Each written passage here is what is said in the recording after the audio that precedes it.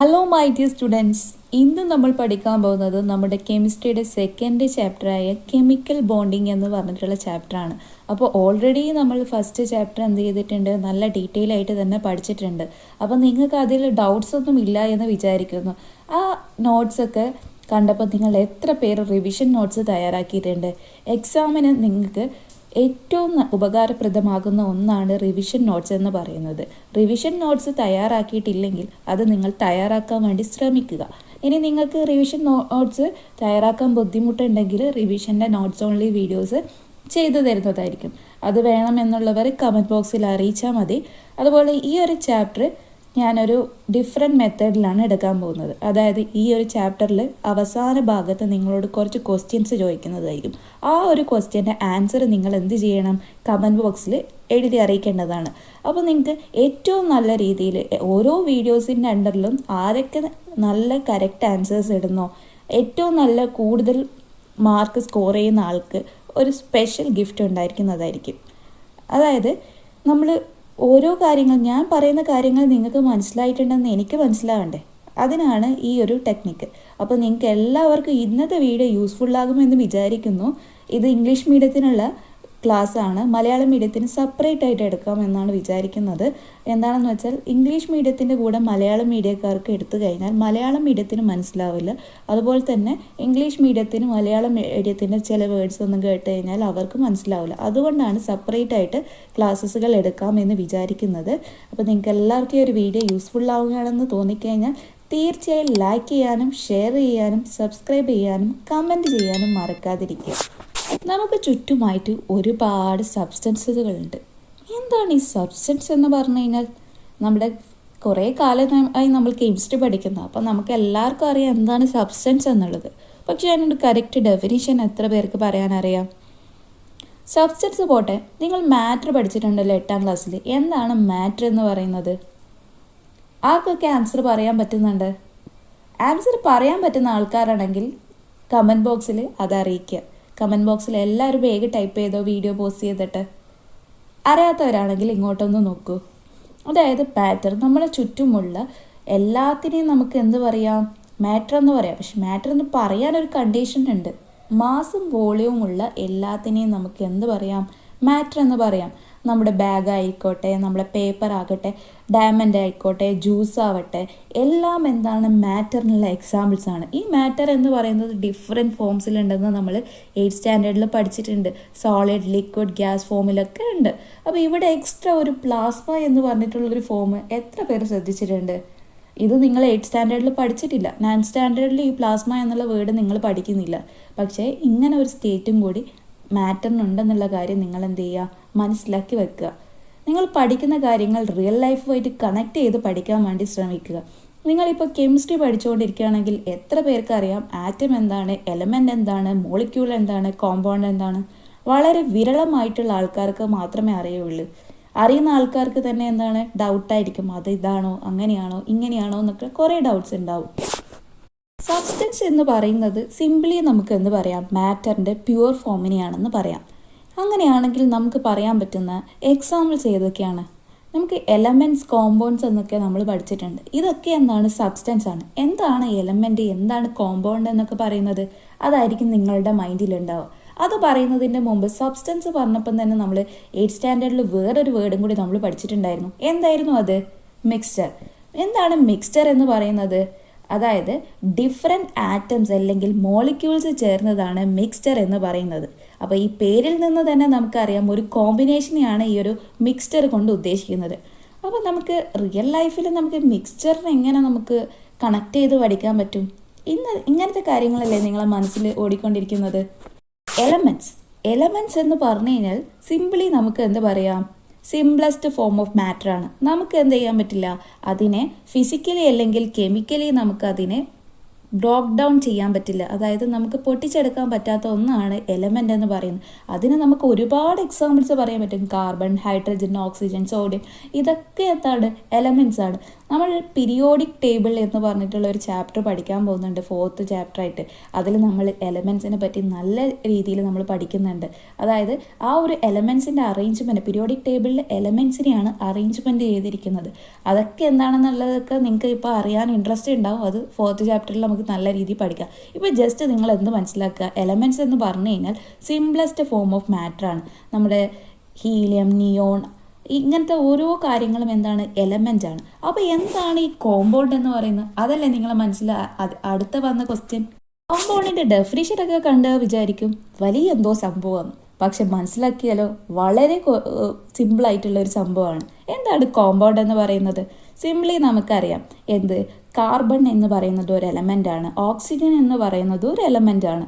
അപ്പോൾ ഈ 2 എലമെൻറ്റുകൾ ചേർന്നിട്ടാണ് കോമ്പൗണ്ട്സ് ഉണ്ടാകുന്നത്. അപ്പോൾ ഇത് എങ്ങനെയാണ് ഈ രണ്ട് എലമെൻറ്റ്സ് എങ്ങനെയാണ് കമ്പൈൻ ചെയ്യുന്നത്? ബോണ്ടിങ്ങിലൂടെയാണ് ഈ ഒരു എലമെൻറ്റ്സ് കമ്പൈൻ ചെയ്യുന്നത്. അപ്പോൾ എന്തൊക്കെ തരത്തിലുള്ള ബോണ്ടിങ് ഉണ്ട്? കെമിക്കൽ ബോണ്ടിങ് ഉണ്ട്, അയോണിക് ബോണ്ടിങ് ഉണ്ട്, അങ്ങനെ പലതരത്തിലുള്ള ബോണ്ടിങ് ഉണ്ട്. അതൊക്കെ ഈ ഒരു ചാപ്റ്ററിൽ നമുക്ക് പഠിക്കാനുണ്ട്. പഠിച്ച കാര്യങ്ങൾ മറന്നു പോകാതിരിക്കാൻ നിങ്ങൾ എന്ത് ചെയ്യുക, മനസ്സിലാക്കി പഠിക്കുക. അതുപോലെ ഇതുപോലെ ഫ്ലോ ചാർട്ട്സ് ഉണ്ടാക്കി പഠിച്ചു കഴിഞ്ഞാൽ നിങ്ങൾക്ക് ഒരു കാര്യങ്ങളും മറന്നു പോകില്ല. അതുകൊണ്ട് തന്നെ നിങ്ങൾ ഇതുപോലെ എന്ത് ചെയ്യുക, ഫ്ലോ ചാർട്ട് ഉണ്ടാക്കി നോക്കി പഠിക്കുക. അപ്പോൾ സബ്സ്റ്റൻസ് എന്താണ്, മിക്സ്ചർ എന്താണെന്നൊക്കെ പഠിച്ചു. അതുപോലെ എലമെൻ്റ് എന്താണ്, കോമ്പൗണ്ട് എന്താണെന്നുള്ള കാര്യം ഇപ്പോൾ നിങ്ങൾക്ക് മനസ്സിലായി. അപ്പോൾ എന്താണ് ഈ മിക്സ്ചർ? നമുക്ക് ഹോമോജീനിയസ്, ഹെട്രോജീനിയസ് എന്നൊക്കെ ഡിവൈഡ് ചെയ്യാൻ പറ്റും. അത് 8th സ്റ്റാൻഡേർഡിൽ നമ്മൾ പഠിച്ചിട്ടുണ്ടായിരുന്നു, നമ്മൾ കേട്ടിട്ടുണ്ടായിരുന്നു. ഹോമോജീനിയസ് മിക്സ്ചർ, ഹെട്രോജീനിയസ് മിക്സ്ചർ, അതെന്തായിരുന്നു? നമ്മൾ എന്തെങ്കിലും നമുക്ക് റിയൽ ലൈഫായിട്ട് കണക്ട് ചെയ്തിട്ട് എക്സാമ്പിൾസ് പറഞ്ഞിരുന്നെങ്കിൽ കുറച്ചും കൂടി കെമിസ്ട്രി നമുക്ക് എളുപ്പമായിരുന്നു അല്ലേ? അപ്പോൾ നമുക്ക് ഈ ഹോമോജീനിയസ് മിക്സ്ചറും ഹെട്രോജീനിയസ് മിക്സ്ചറും നമുക്ക് ഓർമ്മിച്ചെടുക്കാം.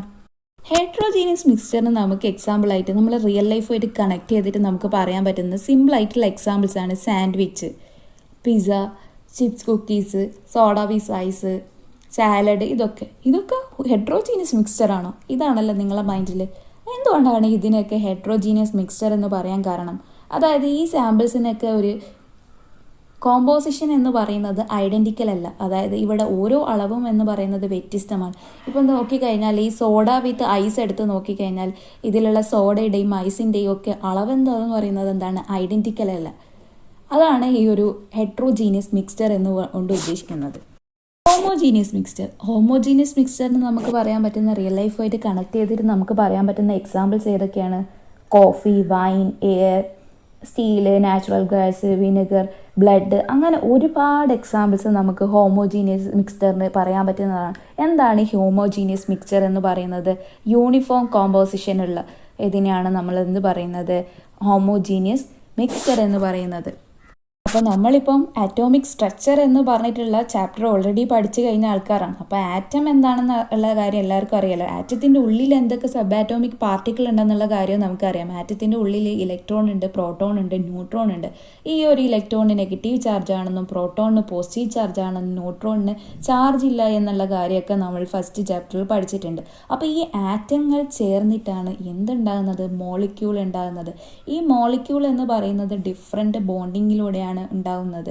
അപ്പോൾ ഈ ഒരു ക്ലാസ്സിൽ നമ്മൾ എന്താണ് പഠിക്കാൻ പോകുന്നത്, ഇതെന്തിനാണ് ഈ ആറ്റംസ് ഇതുപോലെ കമ്പൈൻ ചെയ്യുന്നത്, അതിൻ്റെ ആവശ്യകത എന്തൊക്കെയാണെന്നുള്ള കാര്യങ്ങളാണ് ഇന്നത്തെ ക്ലാസ്സിൽ നമ്മൾ നോക്കാൻ പോകുന്നത്. നമ്മളിപ്പോൾ പഠിച്ചു ആറ്റംസ് ചേർന്നിട്ടാണ് മോളിക്യൂൾസ് ഉണ്ടാകുന്നത് എന്നുള്ളത് നമ്മളിപ്പം പഠിച്ചു.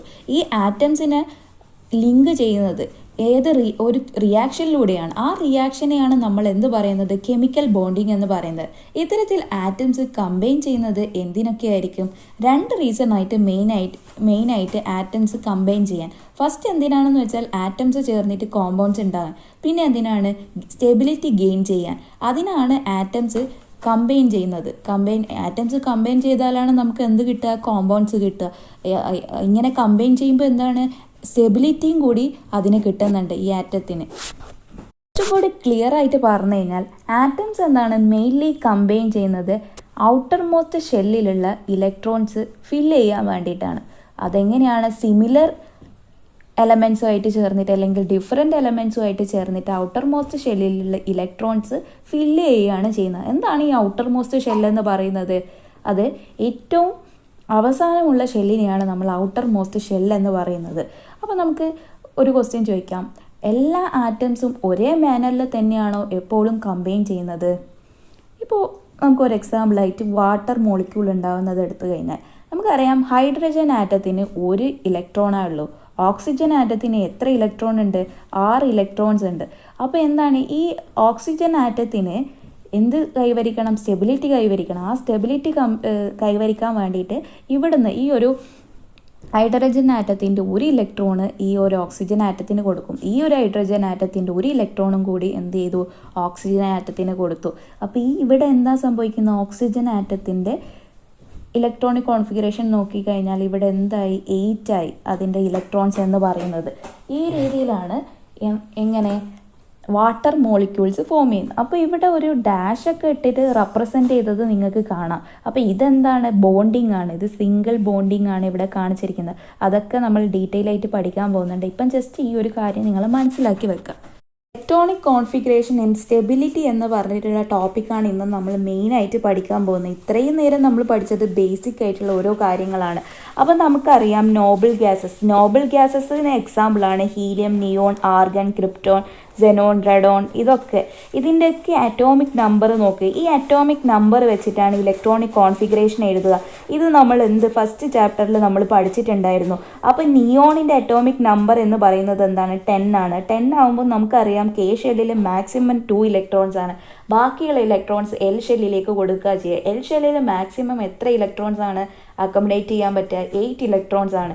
ഇനി ആർഗേണ്ടത് അറ്റോമിക് നമ്പർ എന്ന് പറയുന്നത് എന്താണ്?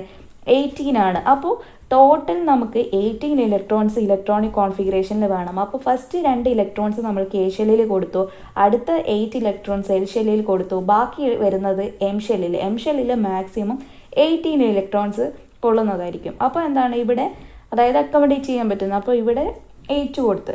ഇനി ക്രിപ്റ്റോണിൻ്റെ എന്താണ്? 36 ആണ് വരുന്നത്. അപ്പോൾ 2, 8, 18, 8 വരും.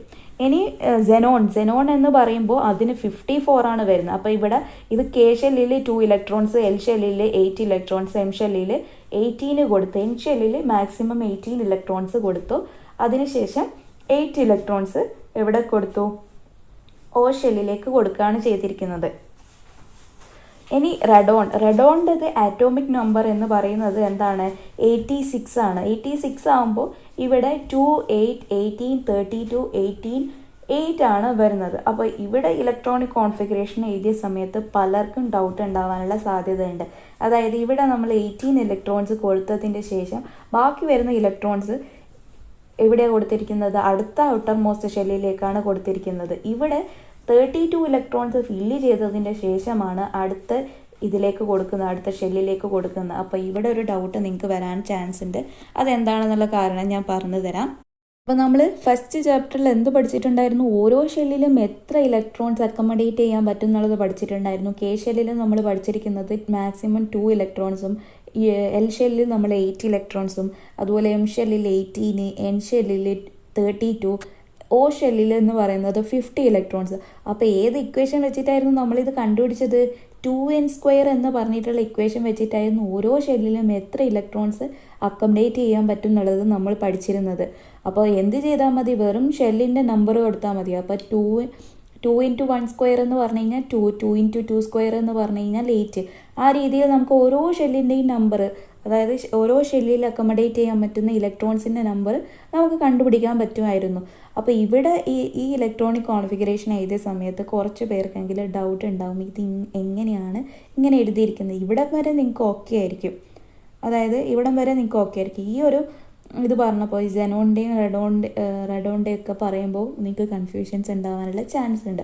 അപ്പോൾ ഇതെങ്ങനെയാണ് എഴുതിയിരിക്കുന്നത് എന്നുള്ളത് മനസ്സിലാക്കണമെങ്കിൽ നെക്സ്റ്റ് ഇയർ നിങ്ങൾക്ക് മനസ്സിലാവുന്നതാണ്. ഈ ഷെൽസിൻ്റെ അണ്ടർലൈറ്റ് സബ് ഷെൽസ് എന്ന് പറഞ്ഞിട്ടുള്ള ഒരു കോൺസെപ്റ്റും കൂടിയുണ്ട്. ഇപ്പം ഞാൻ ജസ്റ്റ് നിങ്ങൾക്ക് റെഡോണിൻ്റെ ഒരു സബ് ഷെൽ ഇലക്ട്രോണിക് കോൺഫിഗറേഷൻ ഇവിടെ കാണിക്കാം. കൂടുതലായിട്ട് പറഞ്ഞിട്ട് നിങ്ങൾക്ക് കൺഫ്യൂഷൻസ് ഉണ്ടാക്കുന്നില്ല. ഇത് ബേസിക് ലെവലിൽ നിന്ന് പഠിക്കുമ്പോൾ നിങ്ങൾക്ക് മനസ്സിലാകുന്നതാണ്. നെക്സ്റ്റ് ഇയർ ഇതെന്താണ് ഇങ്ങനെ എഴുതിയിരിക്കുന്നത് എന്നുള്ള റീസൺ നിങ്ങൾ മനസ്സിലാക്കുന്നതാണ്. അപ്പോൾ ഇനിയിപ്പോൾ നിങ്ങൾക്ക് ഈ ഇയർ തന്നെ ഈ കാര്യങ്ങൾ അറിയണമെന്നുണ്ടെങ്കിൽ നിങ്ങൾ വാട്സപ്പിൽ ചോദിച്ചു കഴിഞ്ഞാൽ ഞാൻ നിങ്ങൾക്ക് അതിൻ്റെ ആൻസർ പറഞ്ഞു തരുന്നതായിരിക്കും. അപ്പോൾ ജസ്റ്റ് നിങ്ങൾ മനസ്സിലാക്കി വെക്കുക, ഇങ്ങനെ ഒരു അറ്റോമിക് നമ്പർ തന്നു കഴിഞ്ഞാൽ ഇലക്ട്രോണിക് കോൺഫിഗറേഷൻ എങ്ങനെയാണ് എഴുതേണ്ടതെന്ന് നിങ്ങൾ നല്ല രീതിയിൽ പഠിച്ചെടുക്കേണ്ട ആവശ്യമുണ്ട്. പക്ഷേ ഇത്ര ടഫായിട്ടുള്ള ഈ സെനോൺ റെഡോഡ് പോലത്തെ ഇതൊന്നും നിങ്ങൾക്ക് എക്സാമിന് വരില്ല.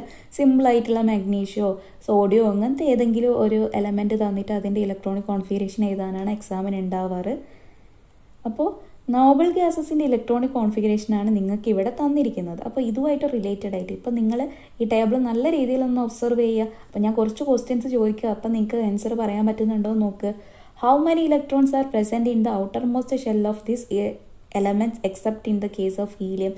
ഹീലിയം ഒഴിച്ചിട്ട് ബാക്കിയുള്ള എലമെൻറ്റ്സിൻ്റെ ഔട്ടർ മോസ്റ്റ് ഷെല്ലിൽ എത്ര ഇലക്ട്രോൺസ് ആണുള്ളത്? 8 ഇലക്ട്രോൺസ് ആണുള്ളത്. What is the maximum number of electrons that can be accommodated in the outermost shell of element? ഒരു എലമെൻറ്റിൻ്റെ ഔട്ടർമോസ്റ്റ് ഷെല്ലിൽ എത്ര ഇലക്ട്രോൺസ് ആണ് മാക്സിമം അക്കോമഡേറ്റ് ചെയ്യാൻ പറ്റുക? 8 ഇലക്ട്രോൺസ് ആണ്. ഔട്ടർമോസ്റ്റ് ഷെല്ലിൽ 8 ഇലക്ട്രോൺസിൻ്റെ അറേഞ്ച്മെൻറ്റിനെയാണ് നമ്മൾ എന്ന് പറയുന്നത് ഒക്ടറ്റ് ഇലക്ട്രോണിക് കോൺഫിഗറേഷൻ എന്ന് പറയുന്നത്. ഇനി ഒക്ടറ്റ് ഇലക്ട്രോണിക് കോൺഫിഗറേഷൻ്റെ സ്റ്റേബിൾ അറേഞ്ച്മെൻറ്റ്, നമ്മൾ ഈ നോബിൾ ഗ്യാസസ് എന്ന് പറയുന്നത് എന്താണ്? സ്റ്റേബിൾ ആയിട്ടുള്ളതാണ്. അപ്പോൾ ഈ ഒരു സ്റ്റേബിൾ ആയിട്ടുള്ള ഗ്യാസസ്, നോബിൾ ഗ്യാസസ് എന്ന് പറയുന്നത് കെമിക്കൽ റിയാക്ഷനിൽ പങ്കെടുക്കില്ല. എന്താണെന്ന് വെച്ചാൽ അതിൻ്റെ കോൺഫിഗറേഷൻ എന്ന് പറയുന്നത് ഒക്ടറ്റ് ഇലക്ട്രോണിക് കോൺഫിഗറേഷൻ എന്ന് പറയുന്നത് കംപ്ലീറ്റ് ചെയ്തിട്ടാണുള്ളത്. അപ്പോൾ അതെന്താണ്? സ്റ്റേബിൾ ആയതുകൊണ്ട് തന്നെ അതെന്ത് ചെയ്യില്ല? കെമിക്കൽ റിയാക്ഷനിലൊന്നും പങ്കെടുക്കില്ല. ഹീലിയം എന്ന് പറഞ്ഞിട്ടുള്ള നോബിൾ ഗ്യാസിൻ്റെ അറ്റോമിക് നമ്പർ എന്ന് പറയുന്നത് 2 ആണ്. കെ ഷെല്ലിൽ 2 ഇലക്ട്രോൺസ് ആണുള്ളത്. ഈ ഹീലിയം എന്ന് പറയുന്നത് എന്താണ്? സ്റ്റേബിൾ ആണ്. അപ്പോൾ നമുക്ക് ഒരു ടേബിൾ നോക്കാം. ഇത് നിങ്ങൾ ടെക്സ്റ്റ് ബുക്കിൽ തന്നിരിക്കുന്ന ഒരു ടേബിളാണ്. ഈ ഒരു ടേബിൾ വെച്ചിട്ട് ഓരോ എലമെൻറ്റിൻ്റെ അറ്റോമിക് നമ്പറും ഇലക്ട്രോണിക് കോൺഫിഗറേഷൻ നിങ്ങളൊന്ന് ശ്രദ്ധിച്ച് നോക്കിയാൽ ഈ എലമെൻറ്റ്സ് ഒക്കെ സ്റ്റേബിൾ ആണോ?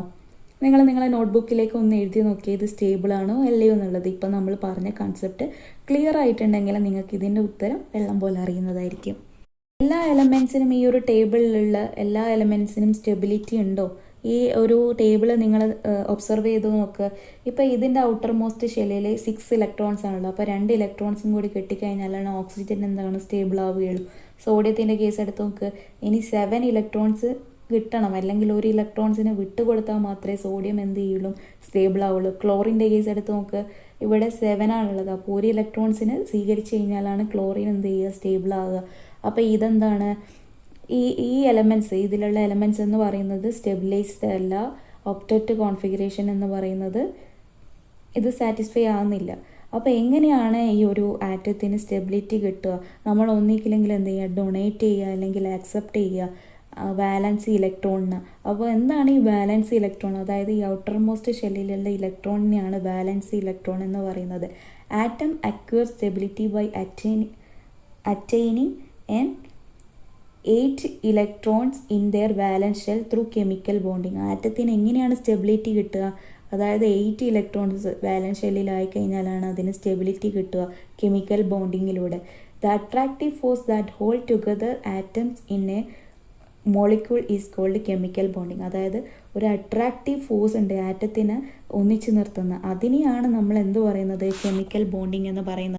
ഇതാണ് നിങ്ങൾക്കുള്ള ഹോംവർക്ക് എന്ന് പറയുന്നത്. അപ്പോൾ നിങ്ങൾ എന്ത് ചെയ്യുക? നിങ്ങൾക്ക് അറിയുന്ന പോലെ ആൻസർ കമൻറ്റ് ബോക്സിൽ അറിയിക്കുക.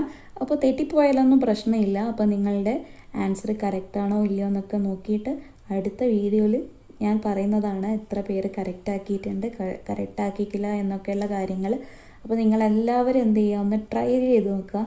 ഈ പറഞ്ഞ കാര്യങ്ങളൊക്കെ നിങ്ങൾക്ക് എത്രത്തോളം മനസ്സിലായി എന്ന് ഈ ഒരു ക്വസ്റ്റ്യൻ ചെയ്യുമ്പോൾ നിങ്ങൾക്ക് മനസ്സിലാകുന്നതായിരിക്കും. അപ്പോൾ നിങ്ങൾക്ക് എല്ലാവർക്കും ഈ ഒരു വീഡിയോ യൂസ്ഫുള്ളായെന്ന് വിചാരിക്കുന്നു. യൂസ്ഫുള്ളാവുകയാണെന്ന് തോന്നിക്കഴിഞ്ഞാൽ ലൈക്ക് ചെയ്യാനും ഷെയർ ചെയ്യാനും സബ്സ്ക്രൈബ് ചെയ്യാനും മറക്കാതിരിക്കുക. Thank you for watching.